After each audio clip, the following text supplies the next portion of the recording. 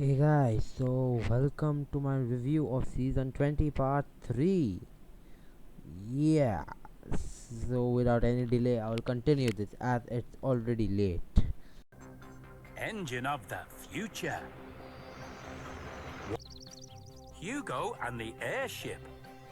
I think you already know what my opinion will be.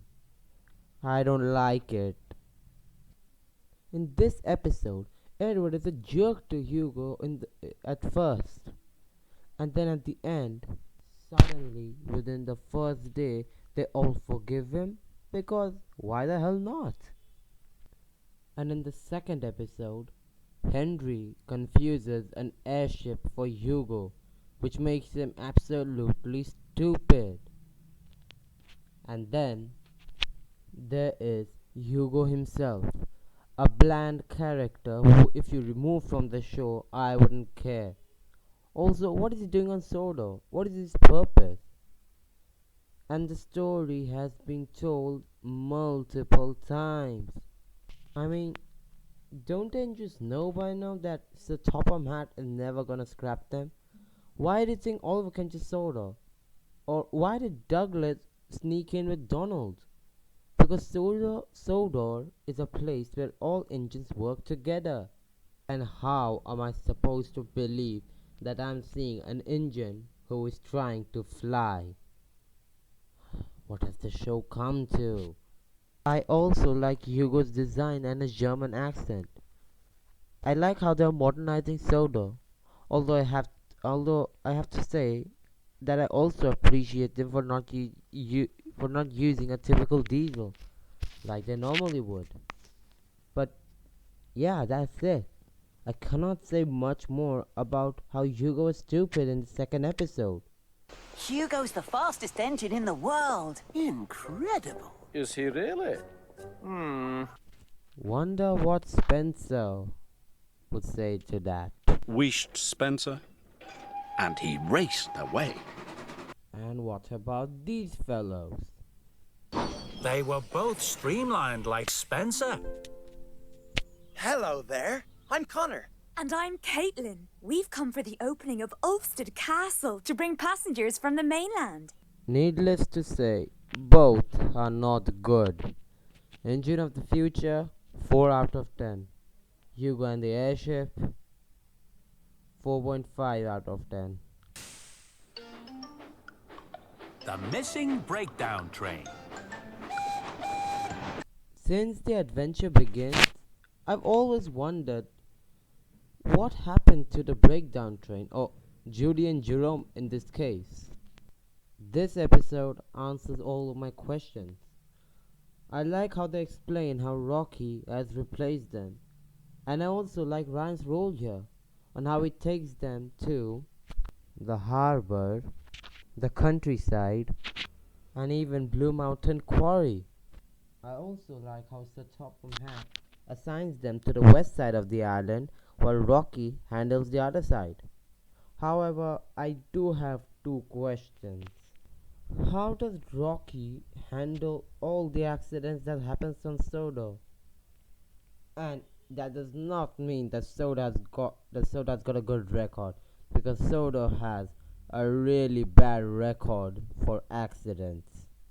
Also, how come during Rocky rescues Thomas didn't bring Judy and Jerome to pick up Rocky? However, in the missing breakdown train, he suddenly remembers. Looks like he does have a memory or a brain at least. Anyways, this episode was great, and Judy and Jerome were excellently portrayed. A 10 out of 10. 3 steam engines gruff. I think this is one of Andrew Brenner's weakest scripts in the 20th season.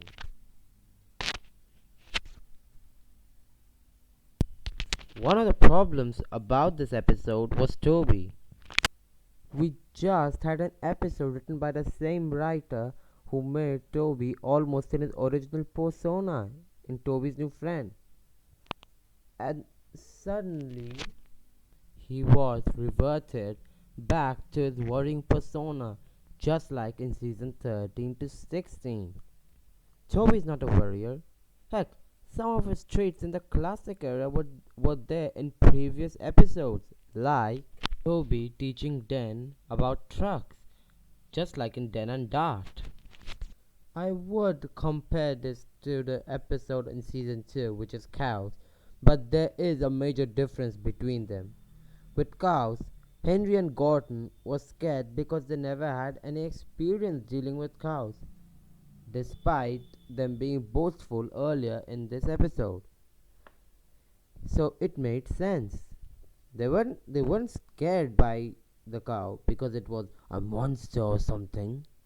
Sure, Edward said they were afraid of it, but he was just teasing Gordon and Henry. And Gordon and Henry didn't too run away. They just stood their ground and dealt with it like actual engines. They didn't think, again, if it was a monster and they should run away. Here, the three engines were scared by a sound and assumed it was a monster until Annie and Clarabelle pointed it out. Thomas's role, despite being the bland good guy, does remind me of him in Ghost Train, where he doesn't really believe in the stories until he got scared, but without the cheekiness and more generic. Percy's role was quite disappointing too. We saw him being developed in the special Tale of the Brave, about being brave despite being scared, and throughout up to season 19, we never saw him in a scared persona, until this episode. Now, this is not the worst episode of all time, to me at least. I like the concept of it all, and I got a bit nostalgic looking at Thomas, Percy, and Toby at the as the Farquhar Branchline trio. And it was nice seeing the comeback of Trevor with a dialogue for the first time since 2005. Although I would have preferred if Terrace appeared, as shouldn't Trevor be at Edward's branchline? The moral was nice too. I like how the moral is about overcoming your obstacles and how we shouldn't jump to conclusions before knowing the truth. But it would have been better if perhaps Toby's character was developed. The story, which this episode has referred, is about three goats, and the oldest one is that defeats the troll and threw him into the river. They could have had Toby being that one and him confronting the troll, which was the cow. And Toby could have at least learned that he shouldn't have a wild imagination, and that could begin to improve his character. Another time. Kids might as well look up towards him for his bravery, or maybe let him be in Thomas's place, but make Toby more interesting. Honestly, the personas in the classic series can work here. Thomas could be in his cheeky-like persona, like in Ghost Train. Percy being scared, like in Thomas Percy and the Dragon. And by scared, I mean like actual scared, not a wimp and who's afraid of literally anything. And a wise Toby, but a sassy Toby too, like he had this attitude or persona in episodes like Dirty Objects. Andrew Renner is a good writer in the end though, far from the worst actually. But this episode is sadly one of my least favorite of the ones he wrote, and probably one of the weakest episodes in the Brenner era. It was a good idea, but the classic personas of Thomas, Percy, and Toby could have worked much better here than what they are now. A 5.5 out of 10.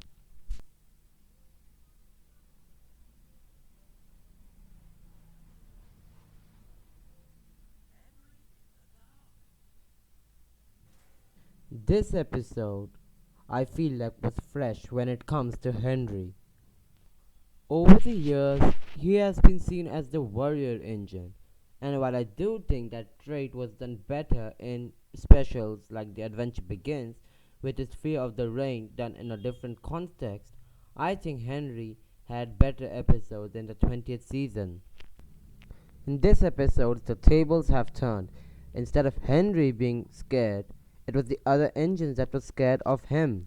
And while Cranky showed Henry in the mirror what he looks like, we never see Henry just running away in a coward sort of way.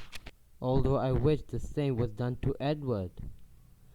Maybe it would be better if, at the end of the episode, rather than him running away into the shed with the others, maybe he stood out and was calming down everybody. That is Henry at the sheds. I mean, he looks out for engines in the episode, as showed when he's glaring at Gordon and James when they were teasing Henry. But other than that, this episode was good, interesting, and fresh, and there were some funny scenes and moments with the Fat Controller at the end.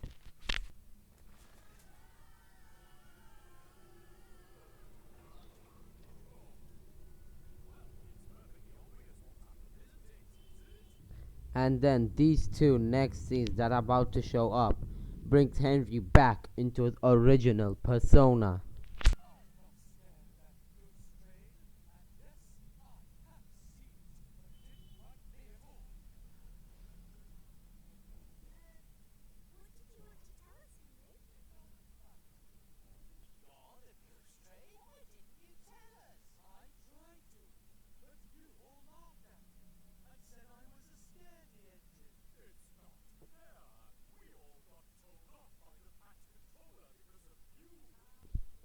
Overall, a great episode. An 8 out of 10.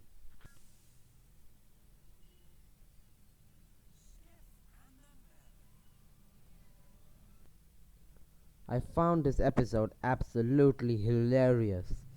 The story was nice and simple, but when Skiff and the Fat Controller went out to sea, this is where it gets funny. I love this scene too.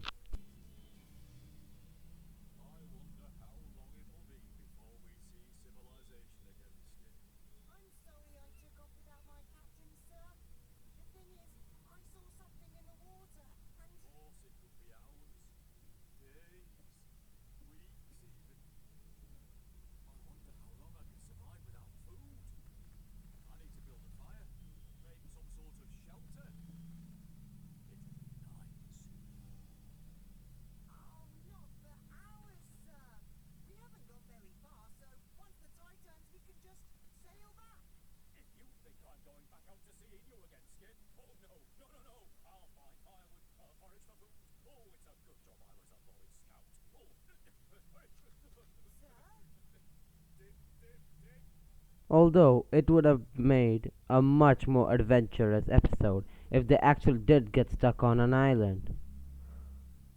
I like Skill's character here too. He's like a sweet and naive child that gets overexcited. Yeah, and I like how he's just trying to looking for a mermaid, even though he's not sure if it's real or not. This character was nice. In the end, it was a funny episode, and I do hope we see more episodes focusing on Skiff. A 9 out of 10. Music. This was the first ever season with music composed by Chris Renshaw. And his music in the special The Great Race was also, well, great. This being my most favorite.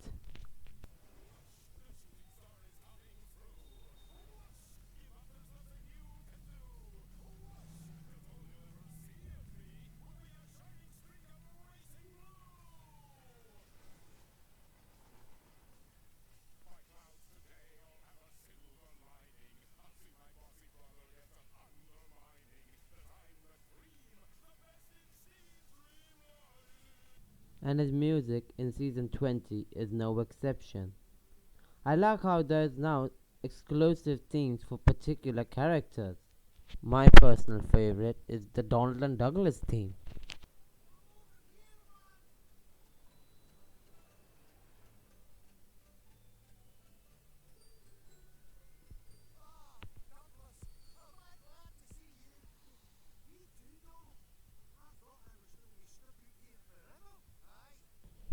I also love how the miniature railways theme was a rendition of Never Overlook a Little Engine. The music was also a little experimental in some parts. I also love how Max and Monty got an electric guitar theme during their pack episode. Of course, the big badass monster trucks get the electric guitar riff theme. I love it. All in all, great music, and Chris Renshaw, it seems, was an absolutely wonderful addition. The animation is also absolutely beautiful and stunning. Art production continuously started to get better after the special The Adventure Begins, and since then they have improved a lot. There were so many sequences that were brilliantly animated and done. The ones that come to mind right now are Rex's crash and many, many more. And now looking back at season 13 to 16, I'm sorry, but it looks just terrible compared to season 20. When I was little, I was always intrigued by the sets and visuals of the show during the classic era. And ARC has taken full advantage of the CGI in the current show, incorporating unique camera angles, scenes, sets, and etc. Wish they had kept it that way. Humor. Classic Thomas was humorous at times, but it was not supposed to make us laugh. During season 19, we see that the show is now trying to have lots of humor. Some didn't like it. However, I personally liked it a lot. There were multiple funny moments that were good. Moments like Rex's crash, Sir Topham Hatt losing his mind, and some Pouty James scenes. However, the best one, hands down, was this next one.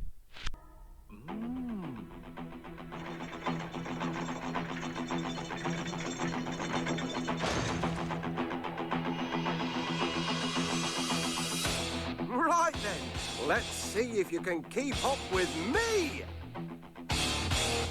Ready? Steady?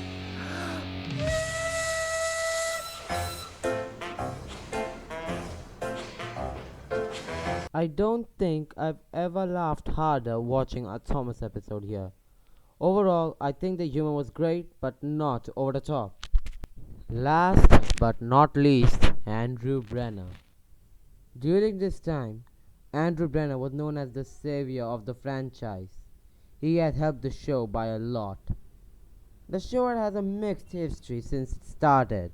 The show started off strong with good and simplistic stories, good characters, and very nice sets.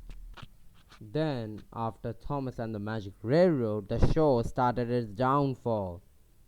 I mean, the movie was alright, I guess, but most people, including me, mostly like it because of, let's just say, nostalgic reasons. Yeah, nostalgia, that's it. After that, there was a dip in quality, but the episodes were still good. At least 75%, at least 85% of them were very good. But after his entertainment bought the show, it became a typical kids' baby show, and no one took it seriously. And when the show switched to CGI, it became even worse, and people thought, well, this is the end. But in 2012, when Mattel bought it, they said that they decided to renew everything, including the head writer, which from Sharon Miller went to Andrew Brenner. Not just that, but there was a new animation team, a new team of writers, everything, and even a new narrator.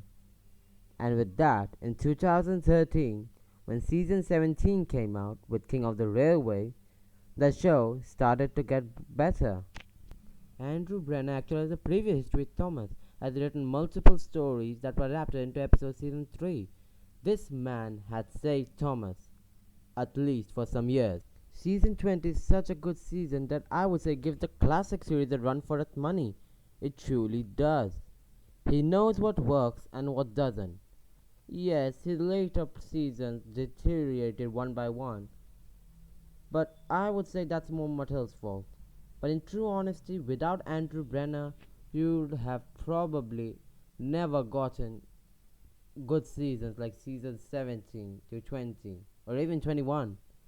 Wish it had stayed like that. Before I end, I want to tell all my top 10 episodes. Number 10, Ryan and Daisy. Number 9, Letters to Santa. Number 8, Love Me Tender. Number 7, The Missing Breakdown Train. Number 6, Useful Railway. Number 5, Henry Gets the Express. Number 4, The Christmas Coffee Pot. Number 3, Tit for Tat. Number 2, Mike's Whistle.